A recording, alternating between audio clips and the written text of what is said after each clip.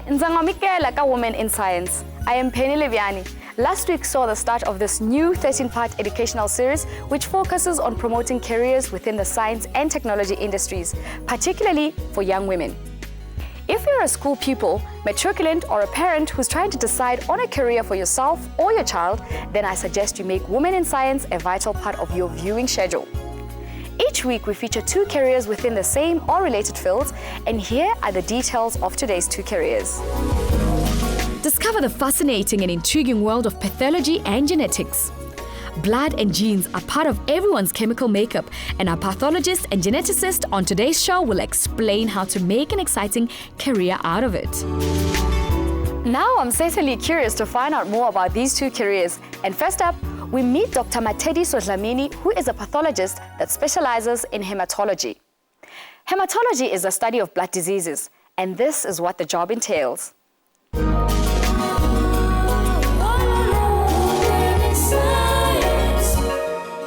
Hi there, I'm Dr. Matshediso Dhamini and I'm a pathologist. What is pathology? Pathology is the study of diseases, and the particular field that I'm in is hematology. This amazing woman has faced numerous challenges in her journey to success. What inspired me to be a pathologist is that I used to work as a medical technologist, and I just wanted a greater challenge, and to basically be a doctor and be the one who is the pathologist now in the laboratory. My family was supportive in the way that I was a breadwinner at home before I went to med school. So being a breadwinner, they actually allowed me to go back to school full time. I mean, for me, that is support, and they've just been there for me, I mean, both my parents are late, so I just have my brothers and my sisters. The very first 3 months of my med school, I wanted to leave medicine because I was having a problem with physics. I went to Prof and I told Prof that I want to stop because of physics, and he said there's no way I'm going. He's gonna just find out how am I doing with all my other subjects, and he's gonna phone my physics lecturer and find out what is the problem. If I didn't have somebody who believed in me and who encouraged me when I had my lowest time, I don't think I'll be here today. Pathology is a broad career. Matshediso chose the specialization of hematology. What a hematologist does, it's a doctor who have studied about blood diseases. Like you go to school and you do medicine and you become a doctor. After you finish, you'll then go to university again and study for another 4 to 6 years to be a specialist, studying about blood diseases in particular. Things that we do as hematologists, we interpret blood results, we interpret bone marrow aspirates and trophine biopsies. We also interpret coagulation screens, which is really like diagnosing patients with bleeding disorders and all that. So the specimen will come to the lab, and once the specimen comes to the lab, it will be then run on the automated machines, or sometimes we do it manually, and then we will then look at the slides under the microscope and basically interpret what the blood film says. Even though times may be tough, it's through perseverance and drive that one achieves one's dreams. In life, nothing comes easy, and there will be obstacles on the way, when you want to get to somewhere in your life. But never give up, and the other good thing that you should do is always to seek advice when you don't know stuff, or when you want to get to do something, like if you want to be a doctor, or when you want to be a lawyer, meet with other lawyers, get to know what they do and see if that's what you really like.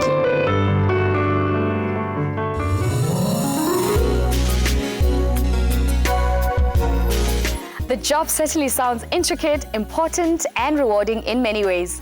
To help us further understand this career, we went to meet Dr. Grace Moshi, who is the National Lead Consultant with the South African National Blood Service.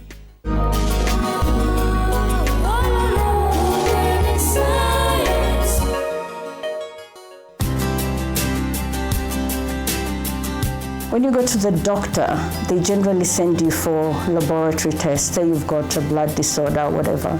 You go and see your doctor and it does a blood test. Now, the person who conducts the test is medical bioscientist, and the person who interprets the result is a pathologist. Now, there are several different types of pathologists, and a hematologist is one of them. Hematology is one of those specialties where it's a medical clinical specialty as well as a pathology specialty. So the hematologist would look at the blood films, diagnose, say, leukemia, and then go ahead and treat the patient. Now, there are also some hematology biotechnologists. You don't necessarily have to be a medical doctor. But if you were to become a medical hematologist, then you go through medical school, graduate, and then pursue hematology as a subspecialty of pathology. So I think in general, it's one of the pathology subspecialties. Within the field of hematology, one can specialize in different subspecialties. The commonest one that everyone knows is anatomical pathology, because they see people doing postmortems, and that's been the traditional association with pathology.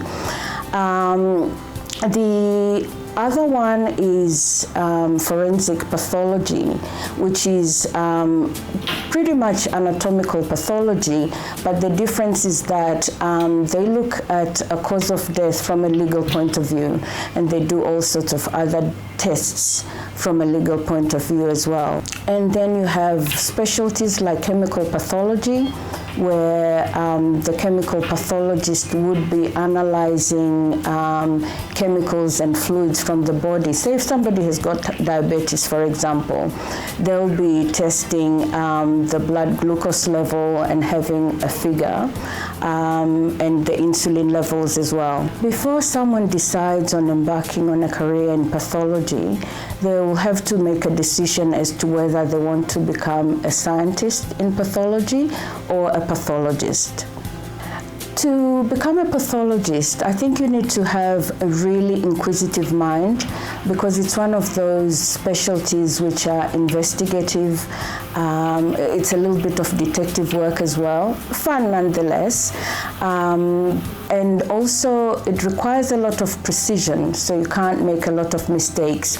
As a hematologist, for example, if I'm going to make a diagnosis of leukemia and then treat that patient, I can't afford to make a mistake. It has to be the absolutely correct diagnosis. If I was to advise young girls taking up pathology as a career, I'd say that it's a very interesting career, so they're definitely not going to be disappointed. For females in particular, it's one of those specialties which has got regular hours, and so it's very easy to balance work and life and raising children at the same time.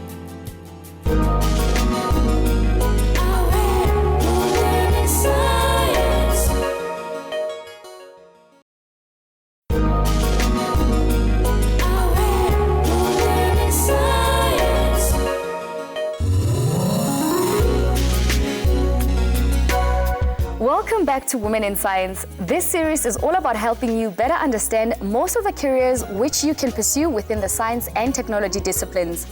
In the first part of today's show, we learned more about what a pathologist does. I'm curious to find out more about our next career, which deals with genetics. Before we meet a geneticist in action, I'd like to give a warm welcome to Professor Louise Warnich, who is a professor and chair of the Department of Genetics at Stellenbosch University. Thank you and welcome to Women in Science. Thank you, Penny. Dr. Warnich will educate us further about the field of genetics after we meet Dr. Heimla Soodyal. Human genetics is something that can never lie. Through the DNA that we carry in our blood, we can trace back our ancestors for generations. Dr. Heimla Soodyal, who is a pioneer in this field, explains more in our next career profile.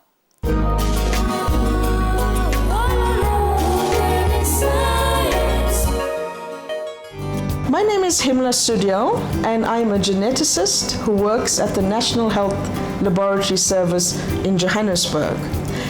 My field of study is DNA, which is the starting point from whence all of my research continues. Education was not easily accessible to previously disadvantaged communities at the time that Dr. Heimla Soodyal was a young woman. However, this amazing woman overcame the challenges and made history by being the geneticist that managed to track down the origins of the human race in her project, Where Do We Come From? To get to where I am sitting today is a long, hard road. And the road was facilitated because of my family support. As an undergraduate, because my father was associated with a bakery, I was able to get bursaries through Premier Milling Group. So my father paid very little to educate me in terms of fees because I passed and I was constantly renewed with my bursaries. However, they provided that home environment, that comfort zone. Even when I made the decision to move to Johannesburg to do the master's, it was an emotional thing for my father because I'm the only daughter. I have 2 brothers. So I came up to Johannesburg armed just with one little overnight suitcase. And 21 years, I'm still here. I followed my dream.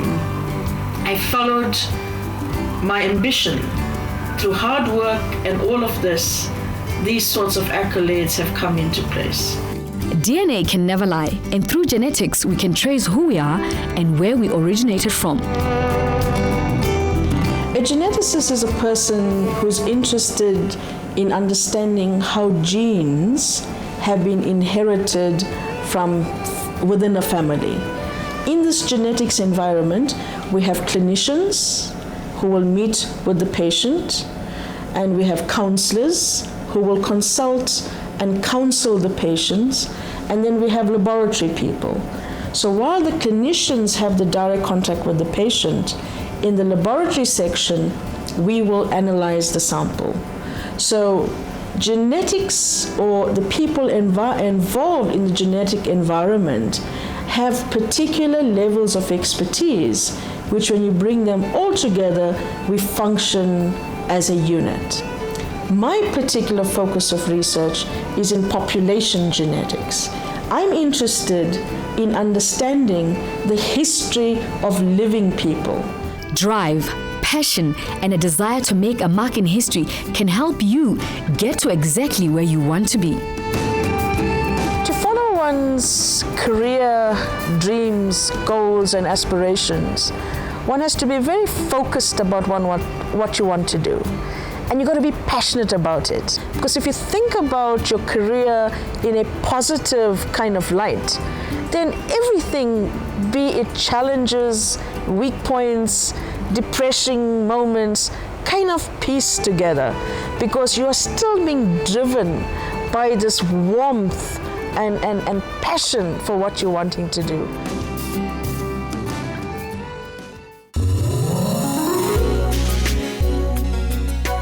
Wow, sounds absolutely fascinating, especially when you can trace your genetic heritage. Wow.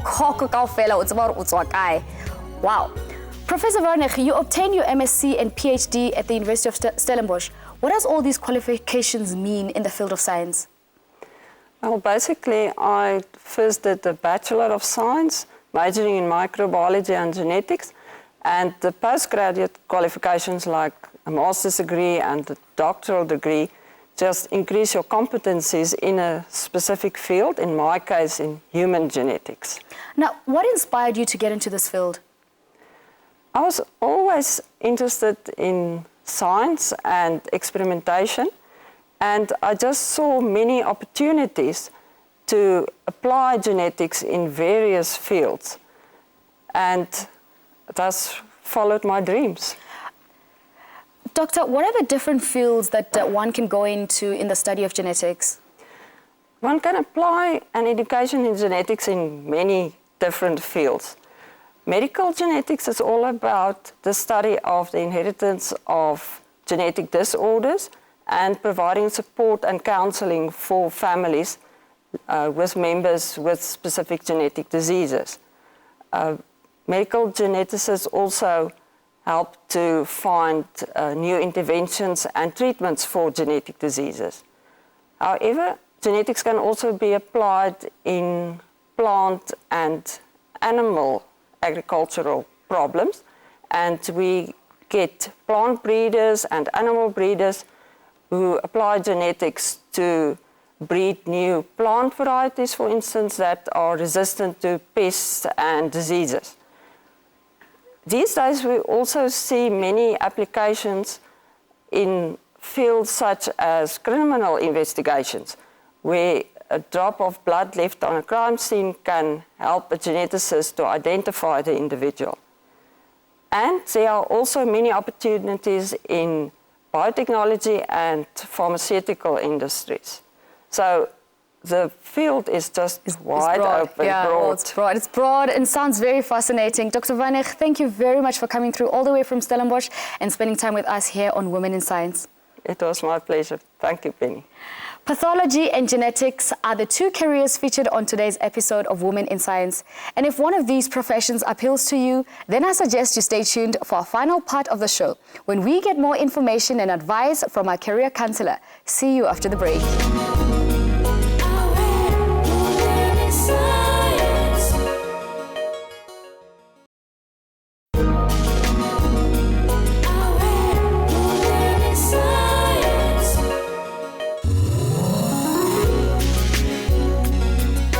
Welcome back to the final part of today's edition of Women in Science. As we present you with two career choices in each of our episodes, we make your decision a little easier by having some encouraging and valuable words from a career counselor. And today, I'm glad to be joined by Carol Crosley, who works as a Deputy Registrar at the Student Enrollment Center at Wits University. Welcome, Carol. Thank you. Before Carol advises us further on the careers in the fields of pathology and genetics, here's a quick recap of these two careers.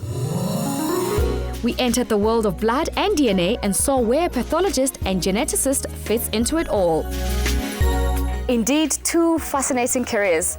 Carol, the department that you run deals with students who want to get into pathology and genetics. What advice would you give to a young student who's thinking of pursuing these fields?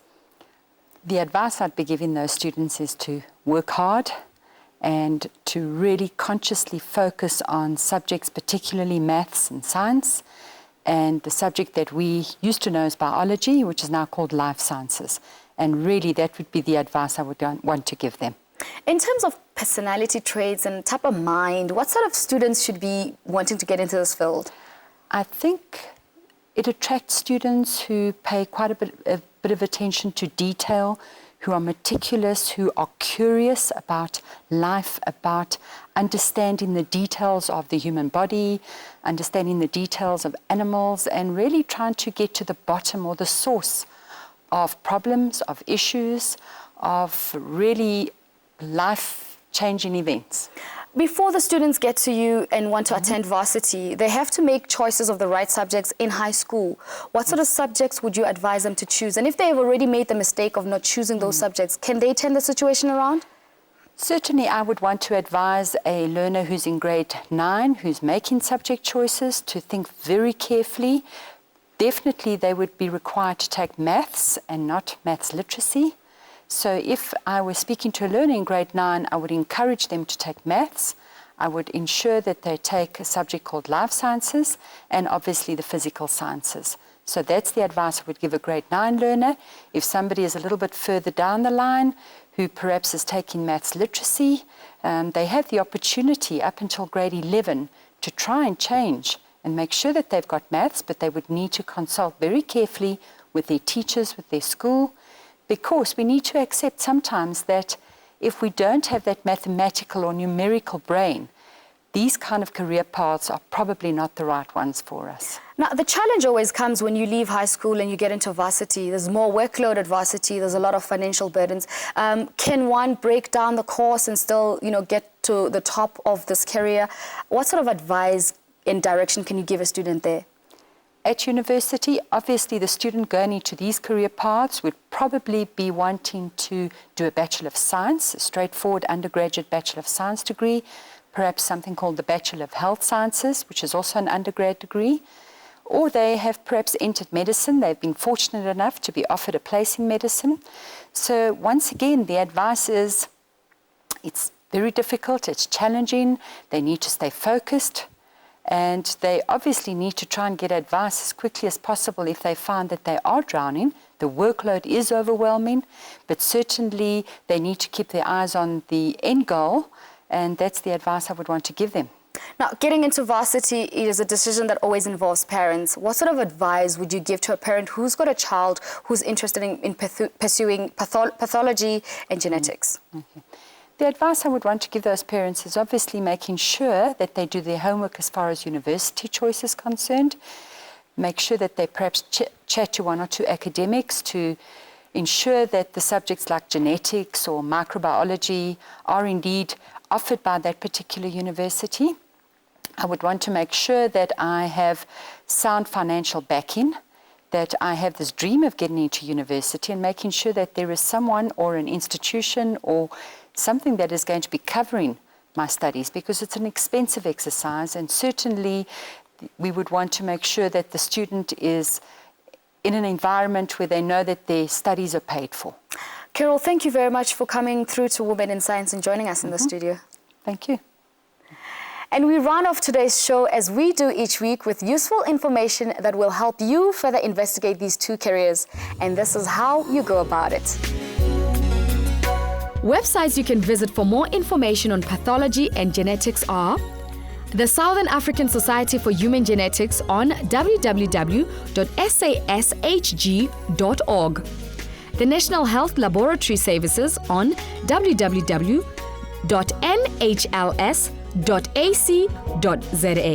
and the International Academy of Pathology on www.iapsouthafrica.co.za.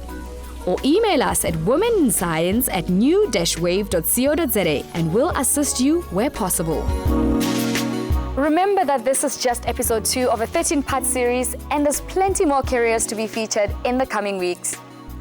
Next week, we'll introduce you to the professions of a quantity surveyor and a civil engineer. So make a date every Saturday at 10:30 a.m. here on SABC2. Go tswa go nna Penny wa Galebiane, le balekane ka nna mo go Women in Science, re tla le bona beke e tlang.